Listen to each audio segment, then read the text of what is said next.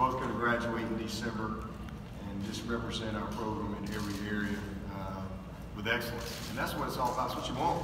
I mean, everybody says, oh, well, these guys are back, these guys are back. Yeah, that's great. I mean, I kid with Mitch because everybody puts, you know, it's all about the D-line. All the D-line's back. I'm like, well, Mitch, didn't you come back?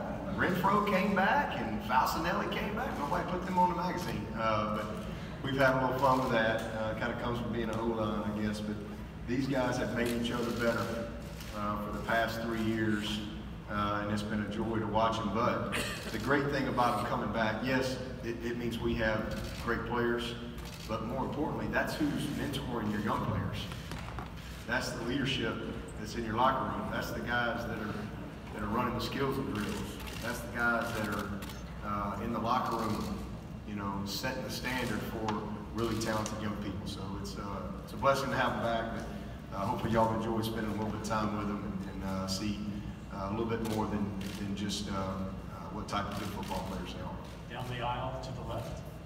David Hood, Tiger Net. Coach, the Board of Trustees approved Brent Venable's contract extension this morning. Why do you think it was important to get that done and kind of take care of him in that way?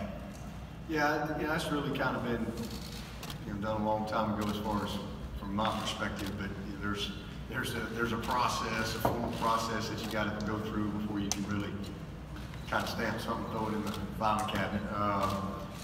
So I'm happy that we're able to go ahead and get that kind of finalized. I'm really happy for Brent and his family. I mean, he has just done a phenomenal job. I think he's the best at what he does. He's so passionate about his job. He's passionate about the players he coaches, and he's passionate about Clemson. We have a tremendous relationship, and excited about his son Jake coming on board. Jake's going to be a great player. Mike Backer for us, but again, just gives him the longevity and a little bit more security. It really wasn't the salary didn't change a whole lot, but it just kind of gave him some long-term kind of supplemental income down the road and more term. And in this business, in the coaching business, I mean, time is very, very valuable. So he's earned his status per the market, and just really happy for him. To your right, third row, red shirt. Coach Paul Woody, Richmond Times-Dispatch. There seem to be a few elite teams that have a legitimate chance to compete for a spot in the college football playoffs each year. Clemson has become one of those teams. What are the factors required to take a team from being good to being elite? Yeah, that's a deep question, and something I actually just talked about with my staff yesterday. But, for me, it started in '09, our first year, and it's being really driven by the why of our program. Why I coach, why we do what we do, not just what we do, how we do it, but why, and really everybody believing in that part of it. Being culture focused, being very intentional.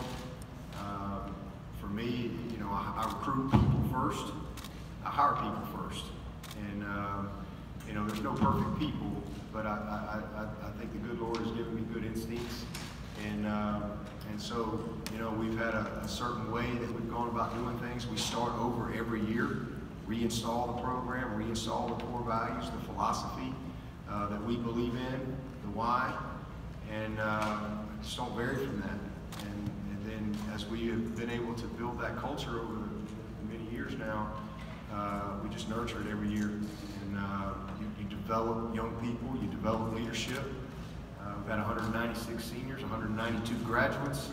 I think I've had 13 or 14 juniors leave early. 3 of them are already back.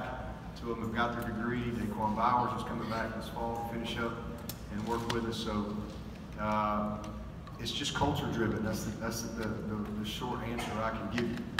And the program is what I've always been focused on, not just having a good team. From day one, we've always been program oriented, and with the goal of being developing a consistent winner. To one day be a team that year in and year out, you just know you got a chance. And that's all you can ask for. To your left, second row, middle. Richard Walker with the Gaston Gazette. I was going to ask you about Tanner Muse missed spring practice with a knee injury. How's he doing? And then I was asking Cleveland about Justin Foster, was a guy that didn't play much as a freshman, but I'm sure you're going to have an expanded role for him this year. Oh yeah. Well, Tanner's doing great. He had a little minor injury. We held him out of the spring game, but he's doing well. He's had a good summer. Got a great experience last year, which I think will be very valuable for him going into this season, and a very committed player. And then Justin Foster is one of those guys that really not many people know about, other than maybe people that follow the recruiting scene or people from his local area. But boys, he really developed, and Lee hit on that. He was a linebacker, so he transitioned, ended up playing some as a true freshman last year, but he made huge strides this spring, and I expect that to continue in the fall camp. But a great young man, great family, and has really developed physically, and now has the mindset and enough knowledge to go with it within our scheme to, I think, be a productive player. Coach, over my left shoulder. Hey, Coach. Gary McDaniel, ClemsonSportsNews.com. Just if you could elaborate on your schedule this year, the ACC Atlantic, and what you see coming from the guys behind you in that league. I mean, it's a challenge every year. You're talking about a league that's had 21 bowl teams in the past 2 seasons, so very deep. You know, we had 10 bowl teams last year, 11 the year before. I think that's a record of any conference, so that tells you the depth of our league, first of all. It's incredibly competitive. You better show up, and getting better. You better show up and be ready. But in particular in our division, Coach Clausen up at Wake Forest, the job he's done, Steve at BC, man, I think they're going to be a really good team. Dave Dorn has done a phenomenal job at NC State. Man, that is a few play game every single year. So, you know, obviously Florida State, Willie coming in there. I think he's a great fit for Florida State, and he's a winner. He's won everywhere he's been. No real reason to think that he's not going to get them going. This is a job where he's got really, you know, all the resources to be successful. I don't have any doubt he will. I mean, they always got players, always got talent. So very, very difficult. Syracuse beat us last year. They got a quarterback coming back that is, man, he has got moxie and toughness, and just, the kid's a player. He is a very good player. I was hoping he might leave early, but heck, he's back. So I don't know if I missed anybody, but our division's tough. I mean, it's going to be a battle to the end. To your right, second row.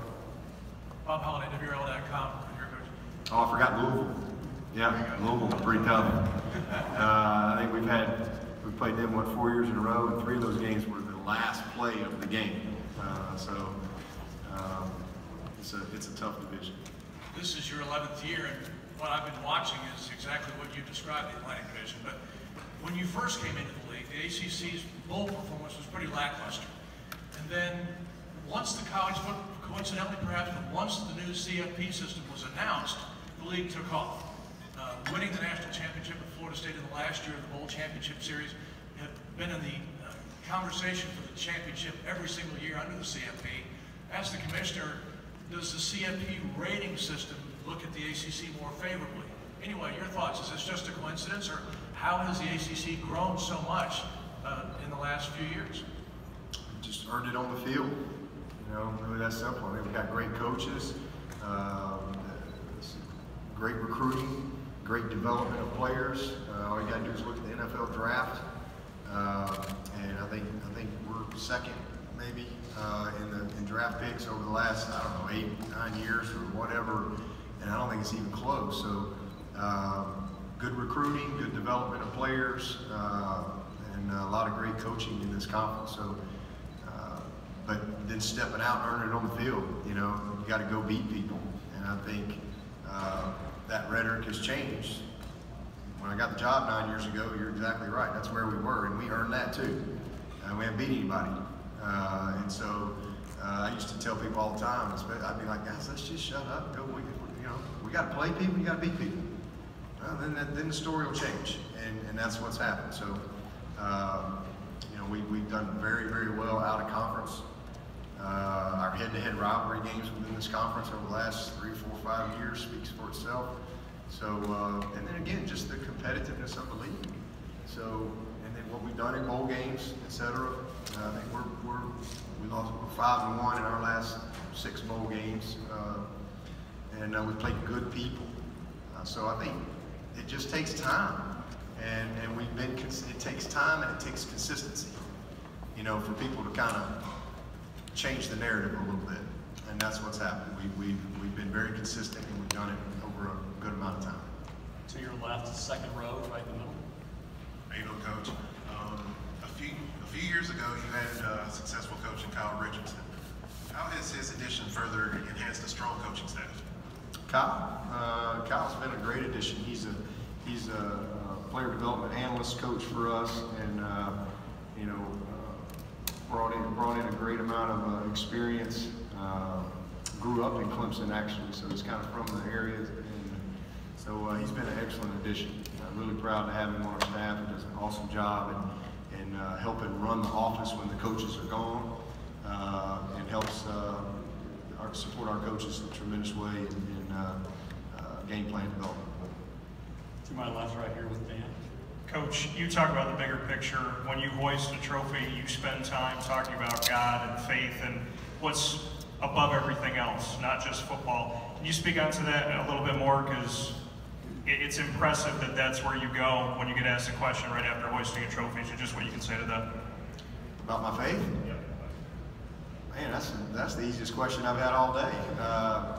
Well, I mean, to me, that's just the priorities of my life. That's just my, you know, I think that I made a decision when I was 16. I grew up in a family that, you know, I was taught, you know, there was a God and all that, but I didn't really have a relationship with Christ until I was 16. And that was a game changer for me. That's really become the foundation of my life. And me personally, I don't really, it's hard to survive and thrive in this world if you don't have a spiritual foundation, and have something that you know that will give you peace, because life is hard, and we're all going to experience death and failure and setbacks and disappointments and cancer, and you know, it's a really difficult world. And for me, God is always, in my relationship with Christ, He's given me hope and peace. And you know, I love Jeremiah 29:11. You know, for I know the plans I have for you. That's kind of been a life verse for me. It says to give you, you know, a hope and a future. They're plans for good, not disaster. And so I've always taken that, and I've kind of applied that to my life along my journey. You know, everybody sees me now, and I'm the head coach of Clemson and all this and that, but you know, my life hasn't always been this way. And I've always used that as, to me, if there's really hope in the future, then there's power in the present to deal with whatever mess you're dealing with in your life. You know, to step through, to hang in there, to persevere, to continue to believe in something, and that's what my relationship with Christ did for me. It gave me a hope and a belief, the ability to have a hope and a belief beyond my circumstances. And so, you know, it's probably the greatest accomplishment that I have had to this point is to see my 3 sons come to know Christ and to know Him as their Lord and Savior. But you know, those are personal decisions that people have to make. But it's just how I choose to live my life. Trust me, people know me know I ain't perfect, but I do try to live my life in a way that hopefully can be pleasing to my Maker, because I know I'm gonna meet Him one day, and He's not gonna pat me on the back talking about how many wins I had, how many Coach of the Year trophies we got, or how much money I made. I really think He's gonna hold me accountable to you know, how I took advantage of the opportunity, the blessings that He gave, the impact that I had on young people, the type of men that we developed through a game. So appreciate you asking that question. We passed the bucket, y'all. Keep going. Didn't expect that one. Coach, with that, we'll leave it there. Good luck this season. Thank you.